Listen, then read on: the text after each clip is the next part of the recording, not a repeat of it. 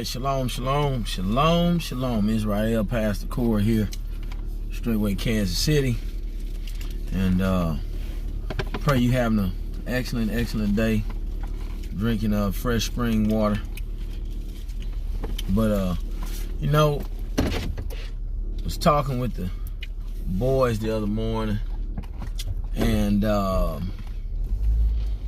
had them and the twins.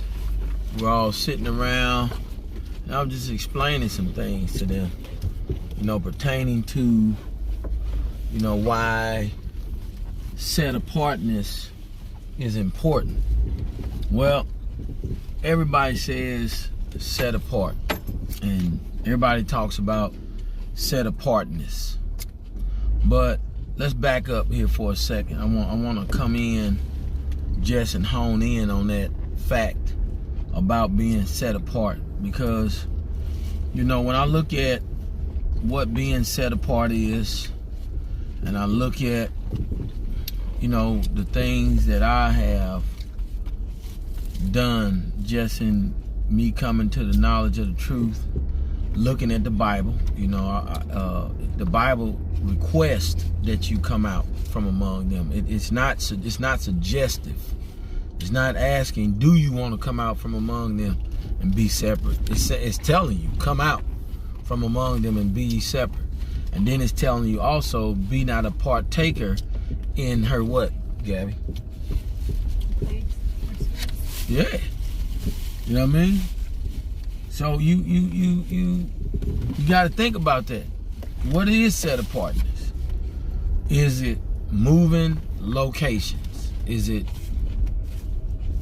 wearing fringes 24 hours a day, to bed, to the shower, wearing fringes when you lay with your wife?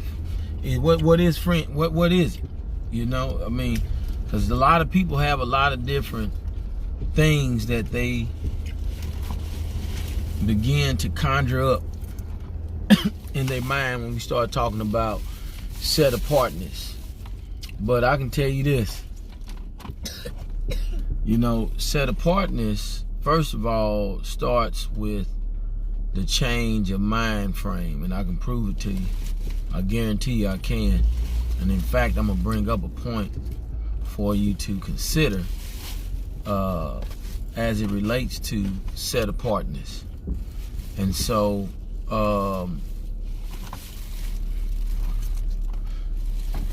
this thing that we refer to as set apartness, first of all, you got to begin to look at self. Why? Because in set apartness, change is the number one ingredient with set apartness. Change of venue, change of self, change of mindset, change of relatively family. Jesus said a man's own foes is them of his own household. So that means that you're going to have people that's going to be against you, and then you're going to have people that's going to be of like mind, that's going to love you, and those are going to be your family members. Now listen to me, this ain't, some people might automatically chime in on this and say that this is this is like cultic type of talk. Well, it is. I'm in a cult. My family's in a cult. And, you're in a cult because you're in Christianity, or you're a part of whatever you're a part of. And you go look up the definition, and you're going to find out that you indeed are in a cult. All right, so the premise behind all of this is this one point right here that I want to bring forward to you and make with you, Israel. All right, the fact that living set apart requires you to make change. This is where the strain comes in at. This is where we lose people. This is where people grow faint. All right. Well, let me take you all the way back. All right. Yah called to Abraham and said he wanted him to bring Isaac to him and offer him up as a burnt offering. All right. Now think about this. Think, because number one, don't count it easy and say, well, that's, y'all knew he wasn't gonna do it. So no, we're gonna be talking about something on Sabbath in the form of can or will Yah tempt man. Now I know you read, I know you read, but the bottom line is, let's begin to search out the scriptures and truly get an understanding for what that means or what that is. And so the point I'm making is, Abraham didn't stumble at those things. He didn't ask the question twice. Do you remember him asking the question twice, Demore? Did he? No. He didn't ask the question twice when he was asking. Remember we read it the other morning? And when Yah told Abraham to take Isaac up to the mount, did Abraham say why? Did he say what for? Did he say, well, why you want me to do that? What'd he do? He just went and took him up there. All right, so think about this. Now, this is what got accounted to Abraham. Because, see, this is what it means to be set apart. This is why he is the father of the faith. Because set apart, first of all, you got to understand, Yah said he has set you apart unto himself. You get that? Do you understand that, Sister Gabby?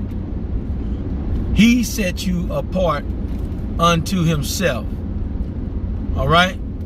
And so, knowing that he set you apart, then the requirement in this was that Yah wanted to prove that. He wanted to know. All right? So in proving that, he tested Abraham. He tried him. All right? And some version says he tempted him. All right? But that's a whole nother thing. I don't want to go on that yet. We're going to talk about that on this upcoming Sabbath, which is going to be, I believe, January, today the 14th. So it should be about, what, the 17th? Whatever that date is, all right? 2020, okay? But all in all, this is what I'm finding in set apartness, and this is what differs with you. This is what differs with me. This is what differs in those who truly walk this walk versus those who don't. In fact, one of my clients' dad is a pastor, okay? And, we had a really casual conversation. But one thing he pointed out, when he seen me wear the fringes at the gym, and the questions he was asking me, he said, okay, I see you practicing, like you real. But there's a lot of people out here that they speech say they are, but then they confused. They don't know what they are. They don't know what they want to do. And that's what I'll be talking about with you folks that's lukewarm. And you see, now guess what? Me and him can sit down and talk. Because guess what? I can, there's a chance for a demonstration to take place. And it can be received because of what he heard from my mouth. And then not only that, but then you when you saw my family, that's the other thing he pointed out. He said, I looked and I saw your family, and the demonstration, like how your wife was dressed, your children, how they were dressed. So you saw a demonstration. So then guess what? Now you know, like you said, he said he didn't know much about it, but I see that we had more of a demonstration than the people who was telling them that they was Israelites, but they weren't. So that's what I mean by being set apart. See, people say they set apart, they talk, in fact, whoever the person that said they were Israel, they wanted to do a lot of arguing, but that it was no fruit, keyword fruit, or example of them being set apart to the things that they say they were. All right? So this is why I'm coming on and saying this to you. Because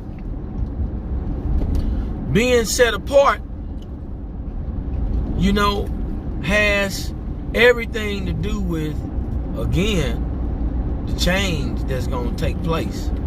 You know, and so the time when Abraham was getting ready to take Isaac up the mountain, guess what? He proved that he was following Yah. All right? That was one of the reasons why Yah said he's going to make him, he make his descendants as the sand of the seashore. I mean, you know, they was going to be as numerous as the sand of the seashore. All right? And so, by us looking at this type of thing, then here's the point we want to begin to close this video out with about set apartness. He took Isaac up there. He said Yah was going to provide when Isaac asked him, you know, because obviously Isaac knew about burnt offering. He knew about it, and guess what? The commandment wasn't even given yet. The law wasn't even laid out. I wonder. And so, anyway, Isaac was wondering where the burnt offering was. He just gave Isaac a straight answer. You know, Yah will provide. That means he had to trust him to a degree. All right? And so when you begin to live set apart, you begin to live in such a way where you're not going to worry about what people think and what they're going to do. You're just going to do what you got to do, so that you make sure you aligning yourself with the standards of set apartness, regardless of people, regardless of who hates you, who like you, who love you, you know, who hate you for, you know, so-called not being in league or being in cahoots with them on their belief. But the point Yah said to Abraham, he said this. He said, now I know that you will not hold a good thing from me. All right? And that right there is what caught my attention. Because I know set apartness takes that type of mindset. And that's what I was telling the boys. I said, if I had to take one of y'all behind the building, and I know Yah said that, which, you know, Yah has already done that. He's done those things. Not saying he won't do it again, but I'm saying if that was ever the case, if those who believe in Yah, if Yah tell you something, it's real, not this made up stuff, or people saying that, you know, I heard Yah say, and you know, whatever people doing, because, you know, it's a lot of divination that's going around. People are soothsayers and diviners, and they sitting right next to you, and you don't believe it because you so in such a strong friendship with them that you just won't believe that these people are diviners. But they're diviners, aren't they, baby? Yes. They diviners. Oh, yes, they are. And don't you be fooled for a second.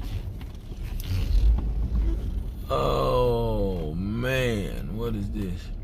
Maverick's checking customer. All right.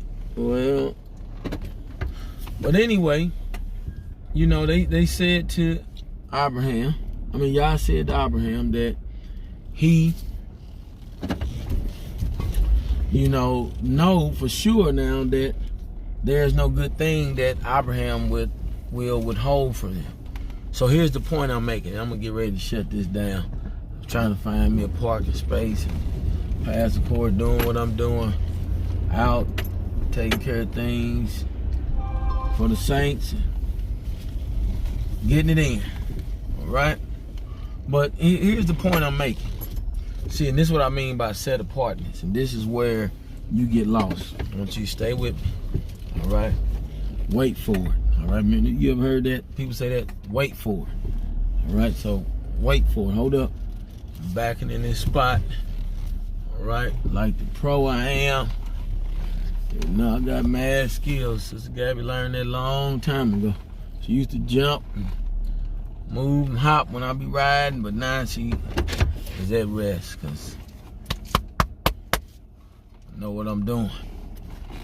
Right, but this is the point I'm making, Israel. You know, you have family. You have possessions.